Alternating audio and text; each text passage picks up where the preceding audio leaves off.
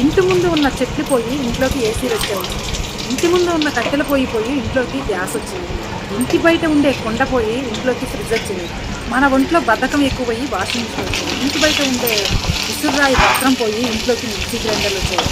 చేతిలో ఉండే పుస్తకం పోయి మొబైల్ ఫోన్లు వచ్చాయి. గుమ్మం ముందు ముగ్గులు పోయి పెయింటింగ్లు వచ్చాయి. ఇంట్లో ఉండే పెద్దవాళ్ళు అనాథాశ్రమంలో ఉన్నారు.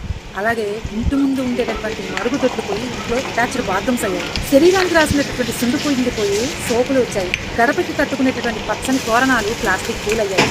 మన ఇంట్లో ఉండేటటువంటి ఆయుర్వేదిక్ మెడిసిన్ మర్చిపోయి మెడికల్ షాప్ ముందు పూలు కడుతున్నారు.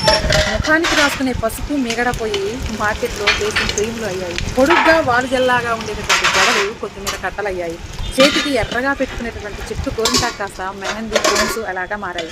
కుటుంబం ఆనందంగా జరుపుకునేటటువంటి పండగలు పబ్బాలు వాట్సాప్ స్టేటస్లు అయ్యాయి. పచ్చని భవనాలు పొలాలు కాస్త ఫ్యాక్టరీలు భవంతులుగా మారుతూ ఉన్నాయి.